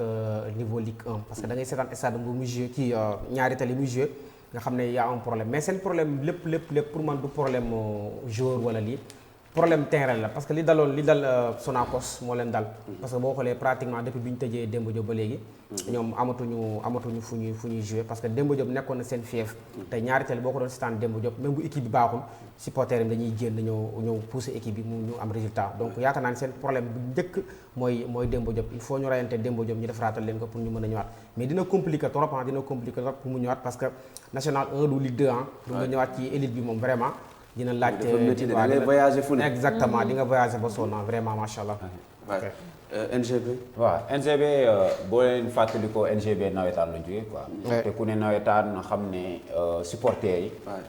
parce que NGB bi ñuy ñëw Ligue 1 dañoo amoon ay ambition yoo xamante ne ñëpp dañoo yaakaaroon ne ñii dañuy révolutionner le football sénégalais. parce que boo xoolee ñoo fi njëkk a teg ay boutique def merchandising di jaay ay maillot mais après gestion équipe bi. man laay wax quoi parce que boo xoolee NGB daaw bi ñuy nekk Ligue 1 bi ñuy daaw lañ nekkoon ni daaw jéeg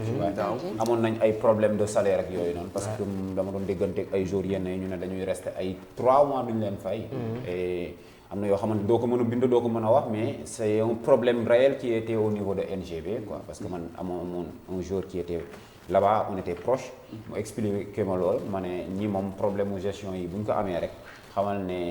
cassure day am au niveau du vestiaire dañuy wàcc après quelque temps après si la ñu wàccee Ligue 2 bi ñu demee Ligue 2 aussi jéemuñu xool ñi nga xamante ne nii ils sont les meilleurs parce que tout est question de recrutement quoi tey jii club bi ni ñuy recruter dañuy dem recruter soit comme ni ko soxna waxee sànq par un nom war ñu dem xool ne kii amoon na expérience voilà tour bi rek fa nekk te au niveau de ñaari tali wala si zone boobu ñuy nekk environnement yi dina am ay boy yi nga xamante ne ñooy gën a performant si nawetaan yi wala dara ñu jël leen ñu xeexal dëkk bi ñuy yéeg après ñu am projet bu fekkee ne dañuy am projet boo xamante dañuy former joueurs yi sax après ñu jaay leen mais ñu jël les joueurs environnants quoi ñu former leen si club bi ñu football après ñu évoluer mais dem jël fii racolé fii def nii après nga wàcc waat te boo wàccee national moom day metti trop déjà ils se sont séparés de Pape Thiaw ñu ñëw jël on adjoint voilà on fait Souleymane ñu dem jëliwaat Badara Sarr yokku ko ci mais également on a senti que dafa am benn le président Wade moom itam dafa bàyyi équipe bi Ousmane Ndiaye presque mooy gérer yu bëri la gestion également foofu aussi comme ñun suñu problème football gestion la waaw ma sànq lay wax na lu am solo peut-être problème stade mais NGB xëy na fu mu doon amee problème di recevoir à Demba Diop beneen problème réglé na ko entre temps mooy am na terrain moom di am la possibilité de s'entraîner heure bu ko neex ak waxtu wu ko neex te loolu tam dafa bokk ci li nga xam dañ koy wax chaque fois ni les équipes amuñu maximum de temps de préparation si toutefois loolu moo doon souhait wu président bi mooy fexe ba am stade bi defal na leen ko kon dama jàpp ni atu la waroon doon moi je pense que ni ils ont raté le coche ci naka période bi ñuy se séparer ak Pape Thiaw c'était pas le moment parce que Pape Thiaw commencé woon na di miin groupe am commencé woon na di xam qualité joueur yi mu am ba mën a liggéey ak ñoom au moment bu wan ko dindi parce que xëy na résultat yi nga doon xaar escompté amoo ko ci nga dindi ko indi keneen wala di wëriwaat keneen day indi jafe-jafe beneen bi si wax na ko un problème de salaire kenn du ni le président Djibril Wade deful moyen ci ñaari tali mais est-ce que fi ñu koy def mu ngi fay dem un problème de salaire parce que y avait des joueurs man je parle en connaissance de cause man ba ma hébergé woon joueur sama kër parce que ce qu'il m'a expliqué fi mu dëkk dafa sori amul fu mu nekk ci nga dégg ci ñoom ñu la naan weer day dee ñu ñamal la wala ñu fay ñu duñ fay ñi c'est tout un problème yooyu ak jour mu war a xëy lekkul naanul wala amul lu mu lekk amul lu mu naan est-ce que xelam dina nekk ci li war ta nga am benn terrain bi nga xam te yaa ngi koy loué communication également entre dirigeants et joueurs exactement au niveau de ñaari tali xëy na loolu ba tax na seeni supporters pour la plupart tamit dañoo déserté ko ñëwatuñu accompagner l'équipe c'est quoi le projet loolu boo koy def est-ce que li nga ciy xaar di nga ko ci am exactement parce que boo xoolee jour bi ñuy wàcc mi ngi ma fekk Amadou Bari bi ñuy relégué seen supporters yi ñu ngi kaas di ci nee na équipe bi nga xam te ni am nañ terrain boo xam ñoo ko moom seen bopp di ko location waruñu am problème salaire en tout cas boo xoolee problème réel stade kii nga xam mooy NGB ñaari tali problème de finance ils ont même logé quelques jours seen biir terrain bi exactement problème de finance parce que xamuñu ñoom xaalis fa lay dugg parce que ñi ngi am location terrain chaque jour beaucoup d'argent le voilà c'est ça beaucoup de moyens xaalis fa lay dugg donc loolu la supporter di wax ne leen Djibril Wade da leen abal par A ou B donc ñuy frustré non ci koor gi ren liñ ci am xaalis c'est 35 000 benn une heure de temps normalement ils doivent avoir de l'argent on va faire benn bilan de la saison on retient quoi de la saison bon gis nañu la Ligue Pro ñoom satisfaction lañ ci am je pense que quand même bon même s'il y a quelques incidents qu'est-ce qu'on retient balaa may influencer un peu sur ta réponse bon cette saison moom mën nañu retenir ne championnat bi am na niveau côté attraction parce que boo xoolee surtout au niveau des développements numériques avec les télévisions des clubs comme TFC Média comme Casa Sport TV comme AS Pikine TV comme ay ñaam Sen Excellence ñuy teg match yi public bi di ko seetaan di découvrir di xam seen joueurs yi quoi parce que boo xoolee léegi da ngay gis ne nit ñi ñoo ngi commencé miin ay tour comme Lamine Diardiou ñoo ngi commencé xam ay Sidibé nga xam ne championnat bi am na attractivité mais la question qu'on doit se poser mooy est-ce que la ligue de football professionnel travaille pour à ce que ligue bi mën a attractivité boobu déwén mu mën ko concrétiser à des droits monétiser voilà à un sponsoring quoi loolu c'est la grande question parce que sànq ñu ngi ko doon wax ci club yi le problème de compétence mooy l'homme qu'il faut à la place qu'il faut c'est ce qu'on retrouve partout au Sénégal mooy nit ki nga xamante ne mën na lii du nekk fii en fait tey jii da ngay xool club yi da ngay gis ñoo xamante ne ni au sein des clubs kii dañ ko fi teg rek parce que xaritu président club bi la wala xamante ne wala dafa am jot en fait mais du ñu dem recruter un compétent boo xamante ne ni école la jógee ñëw gérer ñoo nekk résultat objectif yi lañ la jox li da nga ko war a atteindre loolu tamit dafa ñëw répercuter waat au niveau de la ligue parce que tey jii un championnat boo xamante ne ni tey jii benn sponsor amu si amul benn télé bu koy teg loolu ça pose problème quoi au sein des principales concernées au niveau de la ligue. mais justement à un moment donné amoon nañu benn firme chinoise bu ñëwoon StarTimes joxe woon xaalis bu bëri finalement projet boobu capoté finalement ligue bi koo tudd foofu la koy wekk ñoom itam dafa mel ni bu boobu échoué jéem nañu peut-être mais est-ce que projet boobu justement état bi est-ce que seetaanul aussi ligue bi. bon seetaan daf ci am parce que ñoom à chaque fois da nga leen di dégg ñuy yuuxu pour bëgg état dugal ci loxoom état nu mu ci dugalee loxoom c'est que mooy xëy na moom état en premier lieu mën na jël xaalis jox leen mais état tam war na mën a fexe ba comme ni club yi effort yi ñuy def fexe ba am public championnat bi attractif ñu fexe ba tamit am lenn loo xamante ni dañu koy exiger les entreprises yi nekk au niveau du Sénégal ñu mën a contribuer ci club bi di leen jàppale parce que tamit quoi qu'on puisse dire nañu jaajëfal les présidents de club parce que pour la plupart benn nit kese moom moo yor te ci poosam la koy jëlee yenn équipe yi da ngay gis ñu am sponsor wala ñu leen di jàppale wala yenn maire yi di leen accompagner c'est peu pour yenn équipe yi amuñu les moyens. après loolu ça mënul gérer. bon mënul accompagnement 20 gérer millions dafa 10 diis millions dafa diis charge yi dafa metti kon c'est le moment état bu Sénégal parce que quoi qu'on puisse dire ñoom ñi ngi def xëyu ndaw yi kon te football local bi quoi qu'on puisse dire mi ngi indi li nga xamante ni si mooy emploi parce que xale boo ci gis bëgg na football parce que bëgg na jaar ci championnat local yi wala mu jaar ci académique anyway kii pour mën a xëy na ëllëg mu yaakaar am contrat pour génn mais pour en ce qui concerne la ligue moi je pense que au de ñi ngi doon def ay efforts xëy na demuñu ci télévision yi bàyyi nañ club yi xëy na ñu defal seen bopp di am seen ay TV ci YouTube bi mais am na changement quand même nag changement bi mooy lan dañuy def des conférences de presse d'avant match ils permettent aux journalistes d'avoir les coachs d'avoir les joueurs di leen poser ay questions yu ñuy bëgg ñoom itam accessible koo ci bëgg di nga ko jot woo ko pour xam lan moo xew ak lan la ñuy def ils ont organisé également plutôt la ligue des sessions de formation ci différents yu bari ci ay lu jëm ci transfert des joueurs nationaux internationaux ak affaires administratives yi loolu yëpp def nañ ko ma jàpp naa ni ay innovation la yoo xamante ni si déwén ren ngay commencer sa saison déwén jàpp naa ni jàpp nañu ñoom li ñu war a liggéey déwén te jot na tamit ñu jàppale leen quand même pour ñu mën a dem ci télévision yi parce que télévision yi da ngay dégg parfois match bu am enjeu am ñu naan benn télé tegu ko télé bi mënul ñëw rek teg match peut-être ils ne comprennent pas les supporters wala ñi nga xam ñooy seetaan benn télé tegu ko télé Sénégal yi liggéeyuñu mais télé bi mënul dem jël match teg ko dafa am contrat bu leen war a lié ak la ligue professionnelle jàpp naa ni nguuru Sénégal la war na ci dugal loxo bu baax a baax waaw justement parce que dans d'autres pays ba tey nguur yaa ngi dugal Maroc nguur gi seen roi bi day joxe yenn réew yi nguur yi dañuy joxe Sénégal rek la ñuy naan nguur bi bu mu dugal c'est un secteur privé alors c'est un secteur privé qui emploie des milliers waaw parce que boo limee ñi nekk entre joueurs yi staff technique nga dem ci centre yi ñiy dagg fleur yeeg ñiy bale yi ak ñiy fobeere ñoom ñëpp c'est des employés directs ci club yi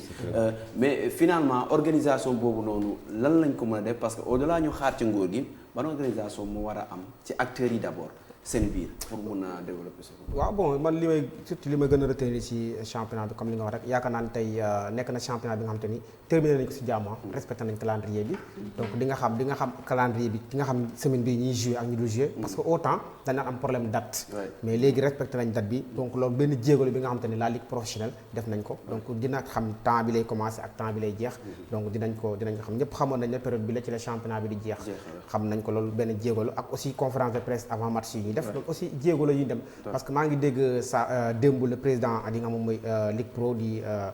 Djibril Wade mu ne l'année prochaine bëgg nañ am benn chaîne bi nga xamante ni exclusivement championnat bi lay wane donc loolu aussi beneen avancé loo xamante ni am nañ ko donc di aussi mooy chaîne YouTube yi nga xamante ni am na ci club yi ku ci mel ni sama copain boo yaa xam ne Siir nga xam man dama koy déglu tout le temps voilà donc boo xoolee sax gars dañ ko def TikTok di kii loolu aussi bokk na ci nga xamante ni gën a may buzz championnat Sénégal bëri dañ koy seetaan yuuxu bi muy yuuxu rek ak ki nga xam ne mooy Abdoulaye Diadio bi nga xam ne nekk na Casa Sport Abdoulaye Sambou Thiat vraiment Thiat Pikine donc ay na ay révélation yi nga xam te ne vraiment tax na nit ñi gën a fonkaat li nga moom mooy kii bi donc li ma ciy déplorer aussi mooy quelques incidents yi nga xam te ne am na ci côté ci milieu bi mooy récemment match bi amoon contre Pikine ak Jaraaf fële à Iba Mar ak aussi match Jaraaf ak Ndiambour de Louga donc yooyu aussi yu ñuy déplorer aussi di ñaan aussi mu bañ a amaat parce que football bi ñoo ko bokk donc bu ñëwee ci côté sponsoring yaakaar naa ne aussi état bi war na accompagner li nga xam ne président club bi tey boo ñëwee à Guédiawaye ki nga xam ne mooy le président Lat Diop mën nañ ne 30 millions la def li nga xam ne mooy ci dem rek pour def hivernal mën ne 30 millions la dugal pour def hivernal te boo xoolee au retour boo nekkee champion du Sénégal 20 millions lañ la jox donc 20 millions yooyu kenn xamul jot investissement à perte la parce que ñi jëloon championnat 2016 ba léegi jotaguñu donc boo xoolee nga démarré 20 millions sans compter li ngay fay salaire nga démarré 30 millions te ñun la boo nekkee champion du Sénégal 20 millions lay jox doo ko xam donc état bi war na gën a mën a dugalaat ci loxo dugal ci loxo war ñu nga jël xaalis xëpp leen ko mais nga ubbi leen bunt yi te ku ci mel ne am na yenn bon du ma tudd tamit tur am ñoo xam ñu ngi jàpp ci kii bi ku ci mel ne AS Pikine récemment am na yenn sponsor yoo xam ñu ngi leen commencé di ñëw ku ci mel ne Tëngéej FC la même chose donc yooyu aussi état war na di gën a pousser ci entreprise nekk ci au niveau local ñuy gën di contribuer ci club mais président club vraiment li ma soxna Assou wax rek il faut ñu jaajëfal bu baax a baax parce que métti na trop ci président club bi. Ouais. Sir, on retient quoi ci saison bi yow. Saison ren bi mooy niveau bi rek comme ni ma ko waxee sànq saison ren bi moom kenn. les perspectives surtout. waaw ñu jéem a doxalaat ligue bi au niveau de l'organisation comme que ligue bi dem na ba am attractivité bu ñu toogee week-end di waxtaanee suñu joueurs yi bàyyi joueur nu mu tuddati sax joueur étranger yi boo xoolee léegi wàññeeku na quoi parce que léegi au moins xam nañ Lamine Diardiou au moins xam nañ Valère xam nañ Sidibé léegi nag loolu la ñu war a pérenniser déwén ñu au moins am benn chaîne boo xamante ne nii mën na retransmettre incha allah les matchs bu fekkee ne benn match sax lay teg par week-end mu teg benn match par week-end club yi continuer aussi seen liggéey bi ñu doon def au niveau aussi ñu jaajëfal aussi président yi parce que président comme aussi Babacar Ndiaye c'est à féliciter man moom dama koy féliciter parce que parfois su ma yónnee budget bi nga xamante ne ni club bi moom la defee déplacement bi rek par exemple mu jugee Tëngéej dem Saint-Louis dama ne kan waaw il faut leen jëlee xaalis bi quoi waaw tey jii bu la yónnee budget bi boo xamante ne nii salarié club bi rek plus de 80 salariés mu di leen fay si loo xamante ne nii tey jii c'est propre moyen. Voilà club bi am na sama benn xarit sax dee ci mu nekkaan laalum yi nga yor sax yenn saa yi ñooy ëpp ñooy ëpp rendement quoi que jour yi quoi parce que boo xoolee jaayoo jour boo jaayoo jour tey jii ay 30 000 euros ngay am par exemple nga am 20 millions 30 millions si benn jour te li nga koy jaay Europe moo tax te boo xoolee tey jii kenn jaayatul Europe jour yu bëri ay Maroc la ñuy dem daaw si mbaar wala parfois ñu jékki-jékki rek demal waaw parfois ñu jékki saa yi dem parfois ñu ñëw jooytu ak seen i parents parce que tey jii tamit jour dina am contrat 2 ans si club par exemple un club comme Teungueth FC nga am fa 2 ans yow yaa ngi dëkk si dëkk bi sa papa moo ngi dëkk si dëkk bi sa yaay moo ngi dëkk si dëkk bi nga am benn contrat à l'étranger te club yi xam nga dañu bëgg lu yomb ak agent yi jour bu libre la ñu wut dañuy ñëw jéem a casser contrat bi léegi bu ñu ñëwee ñu ne club bi libéré wul joueur bi quoi alors que joueur bi signé na 2 à 3 ans quoi parfois te joueurs yi seen yoon nekkul si management sportif amuñu ñoom nañ dem rek dem rek la ñuy gis voilà dem rek la ñuy gis léegi boo ñëwee joytu après président bi casser contrat bi du si am dara après ñu ne président bi tamit teewul kii bi moo tax dañuy leen di féliciter ñoom président club yëpp après ñu ñaan aussi fédération ñu dugal si seen loxo parce que tey jii boo xoolee fédération la ñuy prime yooyu ñu am si kan bi buñ ko genn wàll gi wala 15% wala 30% xaalis boobu c'est te pour le dugal bi football moo ndaw amateur ñu ngi dugal sax mais dafa ndaw nañ ko yokk mais xaalis boobu c'est pas ñu ñamal leen si tuuti sax parce que boo xoolee tey jii ay club marocain yoo xamante ne dañuy am ay 250 millions par an nga jël championnat am 20 millions mënul dara voilà non dañ lay dig 20 millions en tout cas à féliciter les présidents de club tous les présidents de club parce que ak lu ñu mënta wax être président de club au Sénégal non il faut vraiment être passionné pour nga def ko passion rek moo la si mën a passion kese mu leer na ni amul benn retour sur du investissement sax parce que amul retour sur investissement bu ñuy wax investissement mooy day am retour mais également à féliciter les entraîneurs parce que suñu public bu exigeant la bu fekkee naa match boo xam te ne bu ñuy attaqué Youssoufa Dabo di ko saaga attaqué ba ñu tëj leen fale. contre supporters yi tëj leen contre AS Douanes justement loolu aussi maa ngi koy fàttaliku am na yeneen ñi ko dund bëri na donc je pense que c'est à féliciter les entraîneurs les présidents ñooñu dañ leen a war a delloo njukkal mais également Sir ñu mel ni yéen Abdoulaye ak journalistes yi nga xamante ne tey ñooy suivre championnat local parce que dañoo am tendance am fierté di wax statistique Messi Ronaldo noonu xamee nga Ansu Fati et tout ça mais Sénégal la presse mel ni Soxna ak ñeneen Soda Thiam maa ngi koy nuyoo passage dañuy activé wu à ce que championnat local bi am valeur parce que man j'ai tendance à dire que fekk joxuñu cër championnat local du keneen mooy ñëw def ko et ça c'est intéressant je pense que c'est à féliciter et j'espère bien que aussi autorités daañu ci def liggéey également et ñoom ñi jiite aussi parce que tu es président tu es autre chose également il faut ñu xool. ñu tal seen club voilà ma joxe juste une information basket. laataa ñuy tëj avec la coupe Saint-Michel finale bi day dox ci diggante Douane ak GIA la grosse surprise c'est la victoire peut-être ci ñi nga xamante ne suivre ñu championnat bi ak GIA cette saison moom moo éliminé USO en demi-finale de coupe Saint-Michel 74-49 une large victoire. boo xam te ne ñëpp peut-être ñi dégg USO jàpp nañu ni USO ba tey mi ngi ci concurrence entre Duc ak Douane mais cette saison c'est la GIA qui impose en tout cas sa suprématie beneen équipe bi nga xam te ne qualifié na mooy AS Douane bi nga xam te ne dafa gagné le champion en titre mooy Duc moo représenté woon le Sénégal en basketball Africa League ñoom 76-69 lañ leen gagné match bi ngeen di gis noonu la finale donc opposera l'AS Douane à la GIA jëm ci coupe Saint-Michel ñu ngi leen di jaajëfal soxna. merci beaucoup Seydou. jërëjëf Abdoulaye. waaw di la jaajëfal bu baax a baax. xaritu Gabonais. waaw Gabonais. waaw moom message dafa di ko nekk félicité parce que di ko félicité si seen montée bi parce que aussi moom it nekk na koo xamante ni vraiment joué na rôle bu important si li nga moom mooy la montée ci stade de Mbour. parce que du début à la fin moom rek nga doon gis muy dugg de gauche à droite. di remercier di leen félicité ñoom ñëpp ñoom Doulaye ñoom ñëpp ñi nga xam ñoo nekk ci fële ci stade de Mbour